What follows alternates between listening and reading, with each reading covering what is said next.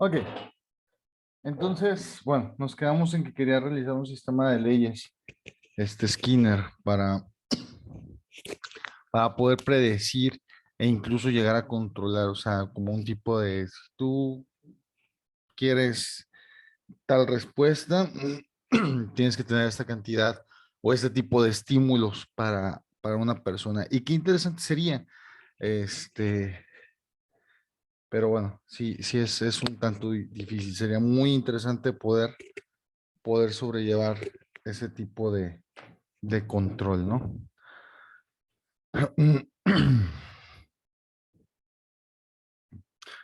Ratas y palomas reemplazan a los humanos en los experimentos de Skinner, pero esto no supone sino una ventaja y una simplificación de la tarea del experimentador, porque entre las ratas y palomas y los humanos no hay diferencias significativas. La conducta humana es algo más compleja, pero no por ello los procesos básicos han de ser necesariamente diferentes. El descubrimiento relevante de Skinner en el campo de la psicología conductista se refiere a cuándo y bajo qué condiciones se produce el reforzamiento de la respuesta deseada en programas de reforzamiento continuo, de intervalo temporal o de razón.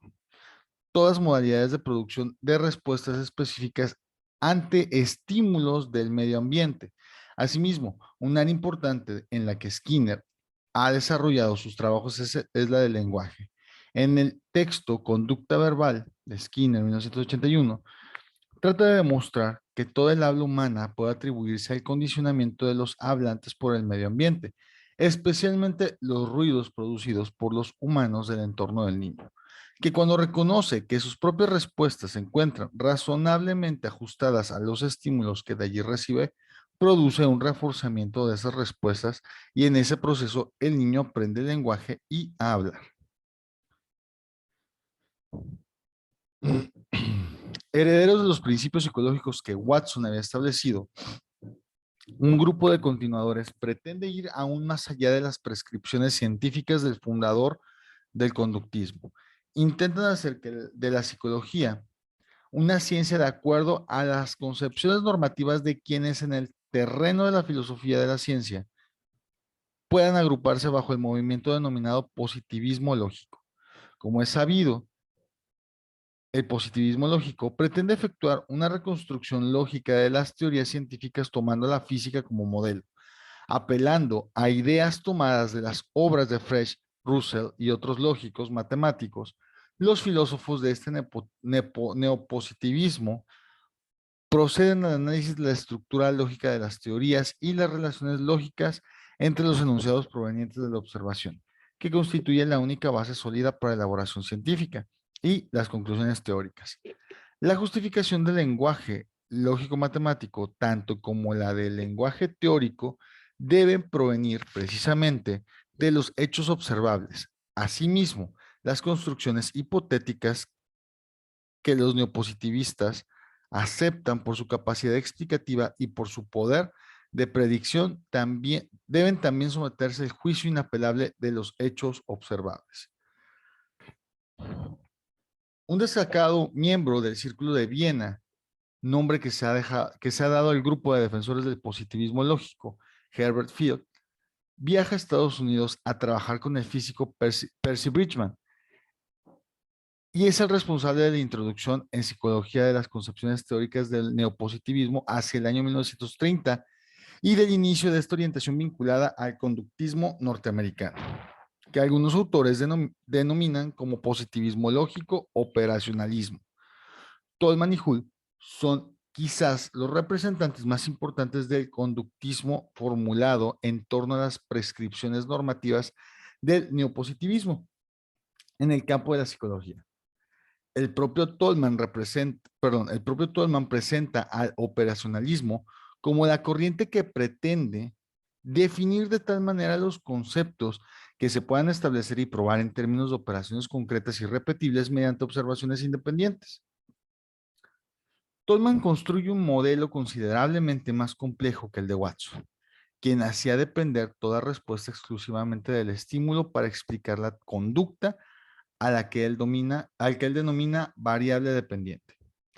Se trata de un modelo en el que una conducta particular debe ser explicada en función a las causas iniciadoras, los estímulos ambientales y los estados fisiológicos del organismo para Tolman, las variables independientes, y también de un conjunto de variables de naturaleza psicológica, intenciones, Andrés Capelletti, 42 cogniciones, capacidades, rasgos de temperamento, que determinan inmediatamente la conducta y que conforman las variables intervinientes. Tolman defiende el carácter conductista de tal modelo a pesar de la introducción de elementos que serán contrarios al modelo watsoniano, en tanto implicarían el recurso a inobservables estados o tendencias.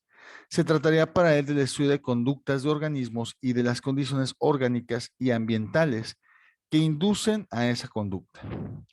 En cuanto a las variables intervinientes, se trata de conceptos definidos objetivamente, en tanto su índole y su naturaleza se infieren a partir del comportamiento y de las condiciones físicas observables.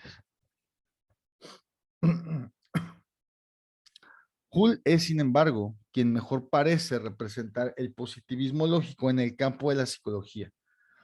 pues presenta un modelo hipotético, deductivo, orientado y construido sobre el lenguaje teórico matemático. La intención general de su obra parece haber sido la de elaborar una ciencia exacta de la conducta de los mamíferos, incluyendo en esa categoría al hombre. De una manera semejante a la de Tolman, Hull intenta predecir la conducta con un modelo teórico constituido por la consideración de variables independientes, intervinientes y dependientes. Pero a diferencia de aquel, solamente se detiene a estudiar lo que puede ser cuantificable una vez que se conocen los valores respectivos a las variables independientes o de entrada. Es decir, las que el experimentador puede manipular. Se hace posible mediante la inferencia el cálculo del valor de las variables intervinientes que por su parte sirven para predecir el valor de la variable dependiente. Ahora, con respecto a las ciencias cognitivas, Howard Gardner establece con precisión los antecedentes y las condiciones en las que fue posible el nacimiento de lo que comúnmente se denominan ciencias cognitivas.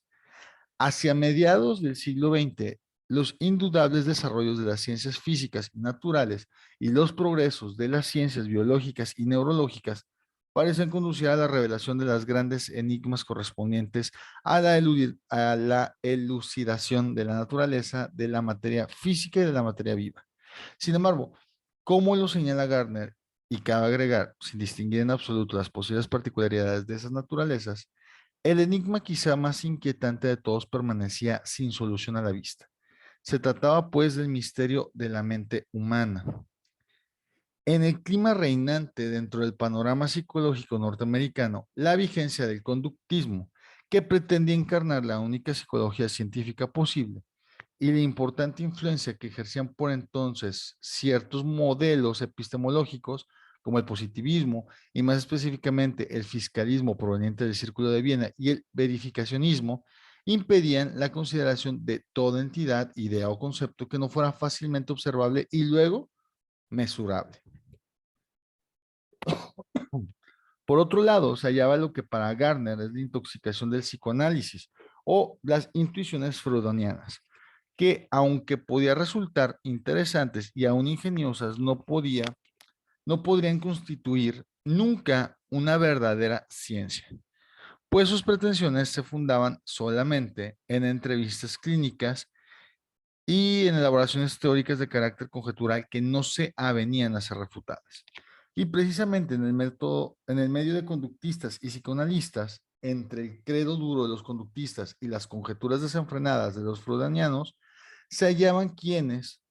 con el tiempo, lograrían acercarse, según quiere creer este autor, de una manera científicamente respetable a la consideración rigurosa de los procesos de pensamiento. Que la Segunda Guerra haya generado estudios sobre cómo la propaganda actúa sobre los actos de los hombres o que la psicología haya contribuido desde la intervención científica a, por ejemplo, la selección de quienes deben conducir a los otros en el frente, son solamente dos entre muchos otros datos acerca de sobre cuáles actividades habrían de edificarse con posterioridad a la guerra las ciencias humanas en Estados Unidos. Los elementos que preparan para el final de los años 50, la denominada revolución cognitiva, son asimismo claros. Por un lado, la máquina del señor Turing, de la que se dice que simula perfectamente ante un observador cualquiera e inadvertido las respuestas que podría darle un interlocutor humano, y que esto es suficiente como para demostrar a quien dude que una máquina puede pensar que se encuentra equivocado. La idea subsiguiente resulta clara. Si fuera posible describir exactamente cómo procede el organismo para efectuar los procesos del pensamiento, podría construirse un artefacto que lo reprodujera. Por otro lado, y un poco más tarde en el tiempo, se intentó demostrar que las operaciones que realizan las neuronas interconectadas pueden ser representadas con un cierto modelo lógico. Los nervios resultan aquí equivalentes en sus funciones a enunciados lógicos, porque sus propiedades de activación y desactivación son equivalentes a las operaciones de cálculo proposicional en las que se considera los enunciados como verdaderos o falsos, desechando cualquier otra posible referencia. En tercer término, la creación de la cibernética, definida en términos que bien acogería Orwell, de haberlos conocido, como confirmación de lo real de su pronóstico, puesto que se propone como la teoría general de control y la comunicación en máquinas o en animales. Finalmente, los estudios referidos a las incapacidades cognitivas producidas por lesiones cerebrales, cuya causística la guerra había contribuido a aumentar, que tendían a confirmar la idea de que en la organización de las propiedades de la cognición derivadas del funcionamiento del sistema nervioso podían encontrarse muchas más regularidades de las que las descripciones ambientalistas de los procesos psíquicos podían prever. El apoyo económico directo que un buen número de fundaciones empresariales pertenecientes a poderosas corporaciones como Macy, Ford, Rand, le otorgaron a este tipo de investigaciones revela, al menos parcialmente, el sentido social y político de una serie de actividades de investigación que bajo el amparo de la curiosidad científica desinteresada y neutral,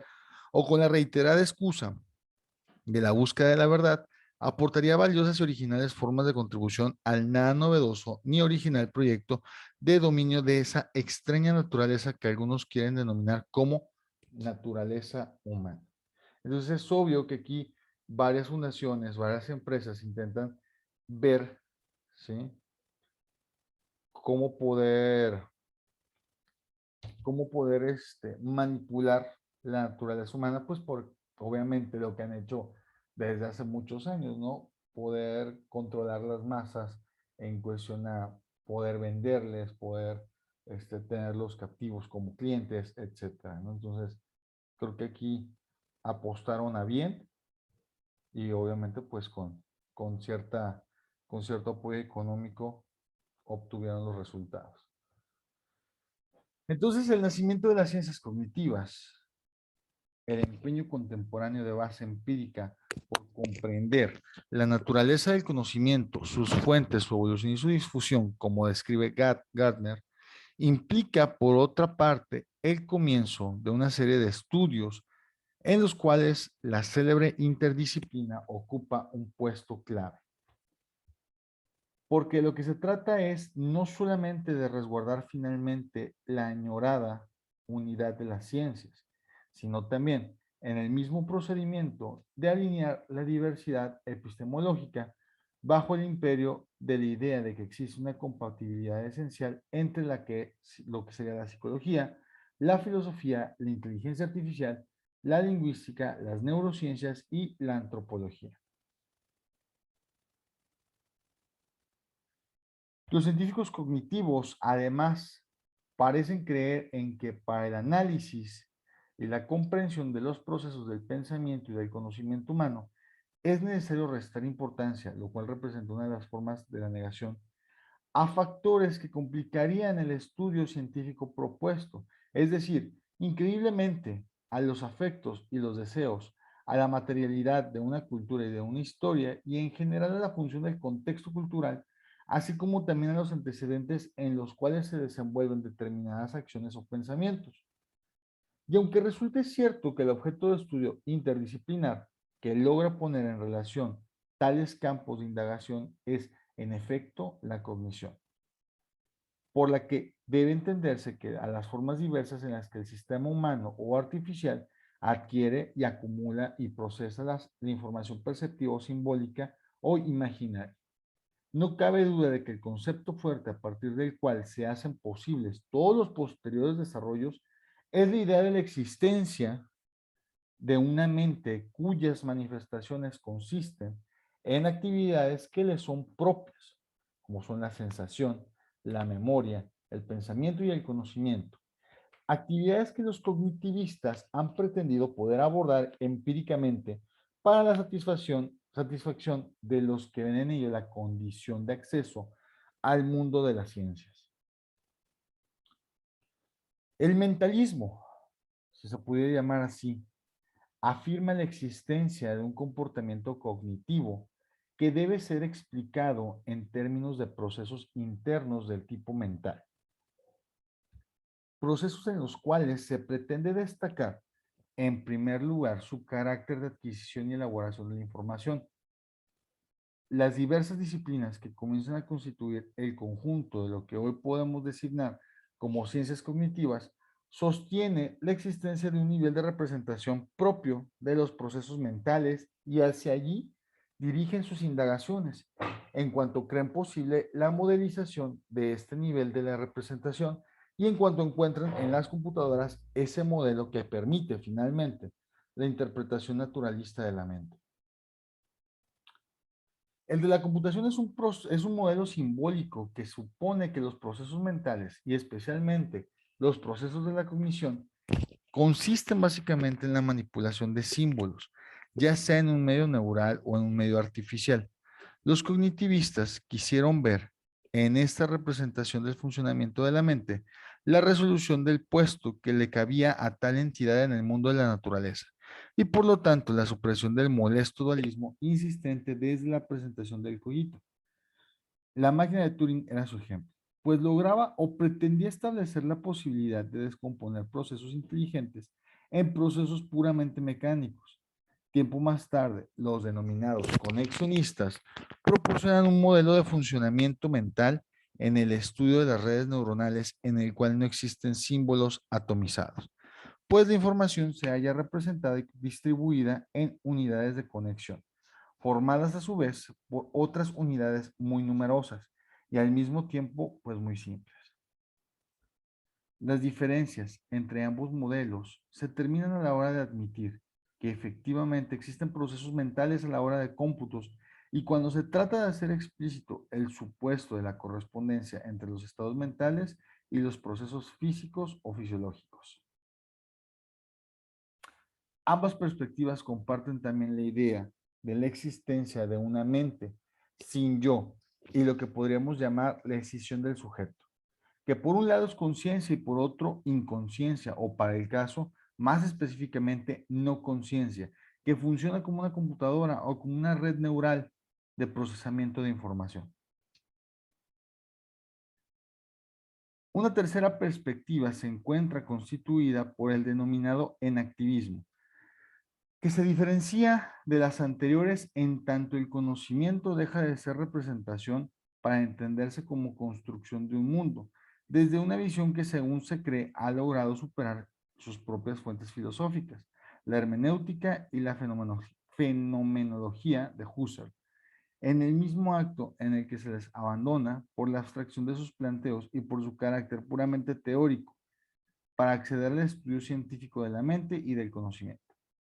El sujeto no es una conciencia que refleja, a la manera de un espejo, lo que sucede en el mundo natural, y en este sentido cabe remitir su fundamento filosófico. Al menos en este campo se lo quiere inscribir al pensamiento pragmático de Rorty, por ejemplo.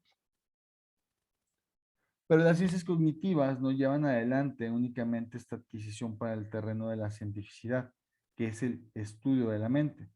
lo que en otros términos podría pensarse como la superación de las consideraciones religiosas y después fisiológicas y metafísicas del problema, lo cual en cierto sentido implica una mutación epistemológica, también producen una revolución tecnológica que conduce a lo que se designa como tecnología cognitiva, trasladando los resultados de la indagación teórica tanto al campo de la fabricación de artefactos específicos como a la intervención sobre espacios sociales, como son la educación, el trabajo, la escuela, etcétera,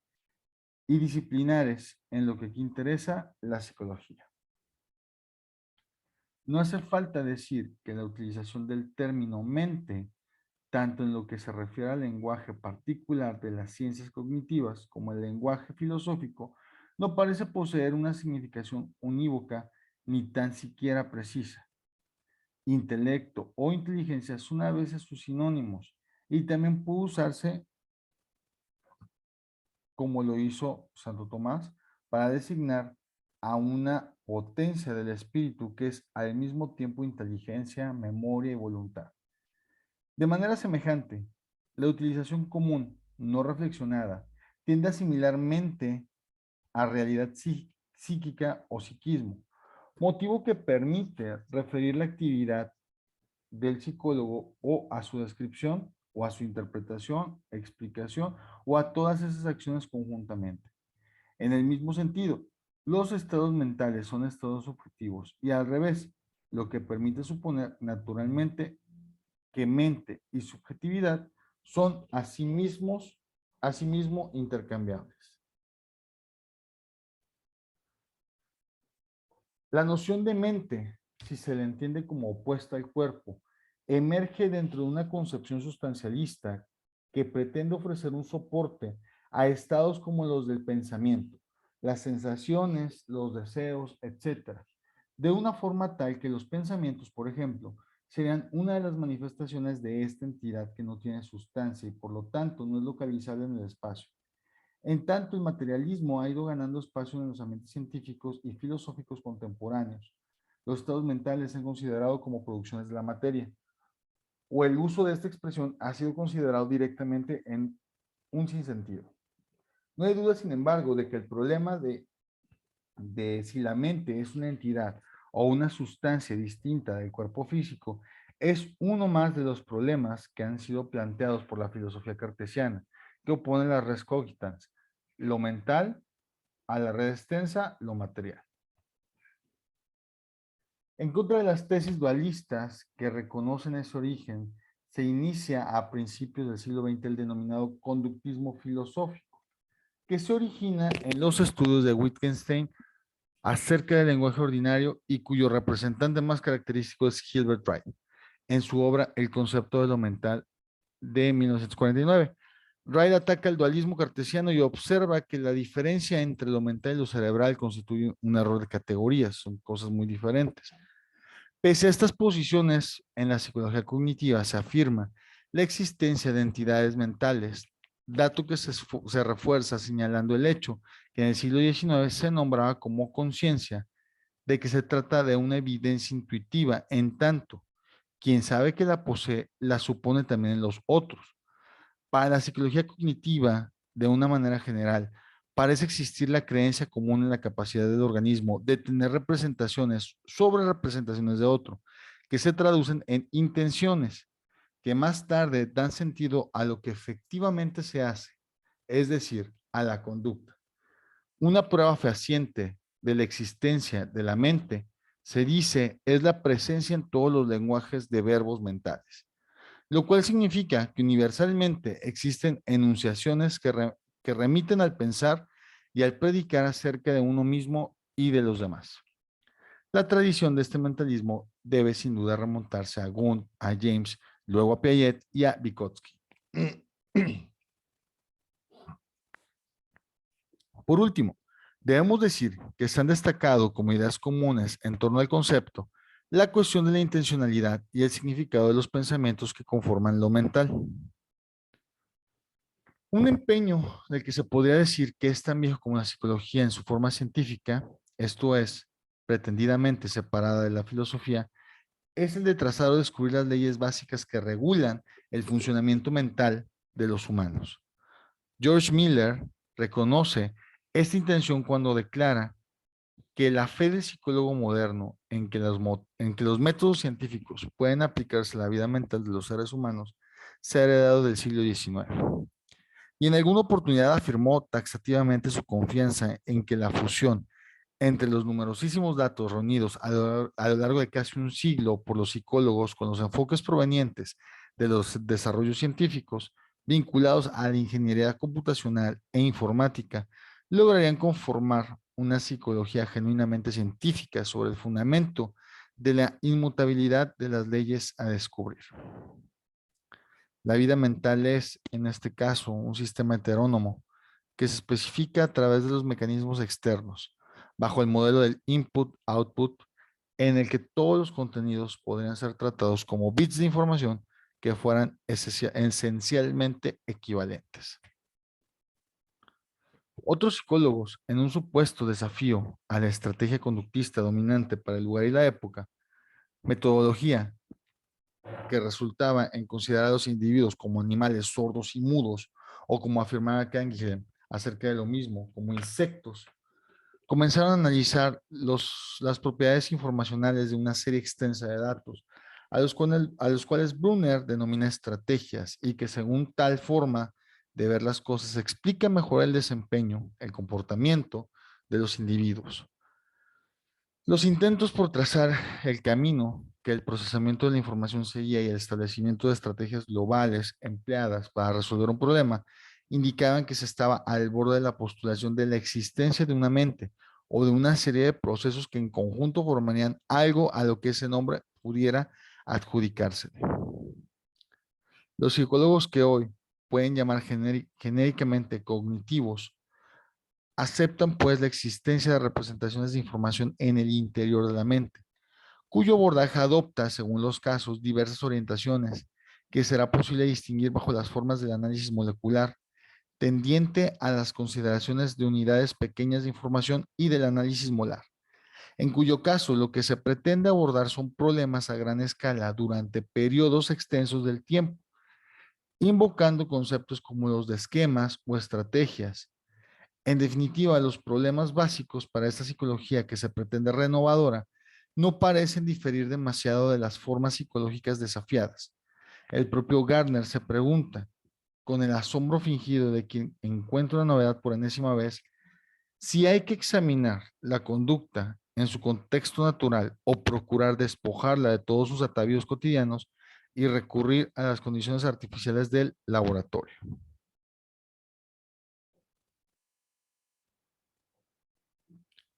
Algunos autores, como Bogdan, destacan la relevancia de lo que denominan información mental, información que distingue de otros tipos de la misma especie.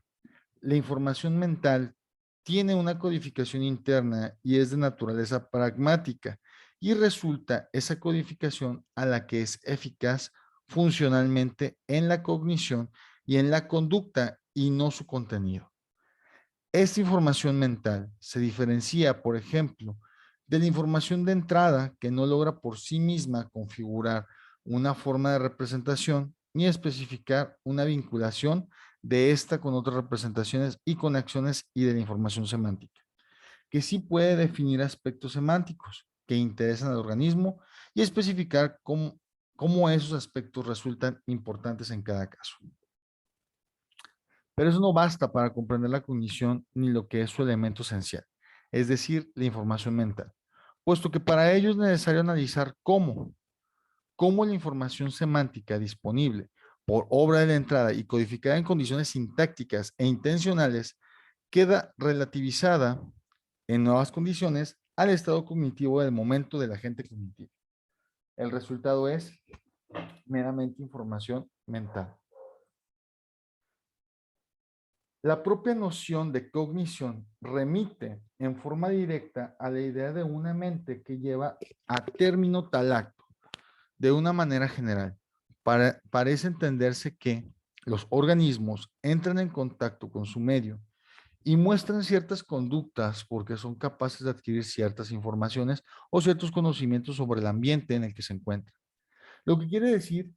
que esos organismos son capaces de representárselo de formas diversas. Aquí la psicología cognitiva muestra un postulado importante para buen número de sus seguidores. Se trata, obviamente, de la idea de que existen estados internos que pueden efectivamente considerarse como representaciones mentales, que pueden almacenarse bajo el aspecto de información sobre el ambiente.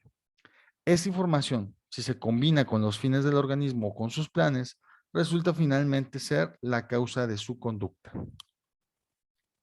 Además del modelo primigenio de las computadoras y del conexionismo fundamentado en una concepción de la mente como una red que tiende la autoorganización, algunos autores proponen en el proseguir de las ciencias cognitivas lo que ellos mismos denominan enactivismo, en el cual la representación se ve sustituida por la construcción, sustitución que desde la filosofía anunciaron, por ejemplo, Husserl, Heidegger y Merleau-Ponty, aunque ninguno de ellos lograría superar el carácter abstracto y teorizante de la intención.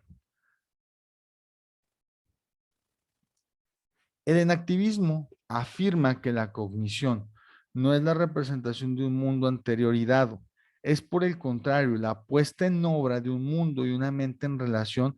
a la variedad de acciones que un ser realiza en el mundo. La mente no es un conjunto de representaciones o un espejo de la naturaleza, y la cognición no es procesamiento de información contenida en las representaciones, sino que es una acción que depende de ciertas estructuras originadas en la posesión de un cuerpo con distintas actitudes sensoriales y motrices en el marco de un contexto biológico, cultural y psicológico de aún mayor alcance.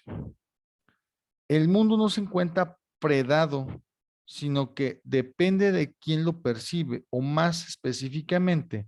de la estructura sensorio-motriz, que es la que determina finalmente cómo éste puede actuar y al mismo tiempo ser orientada esta acción por sucesos ambientales. De manera que puede afirmarse que todo acto de conocer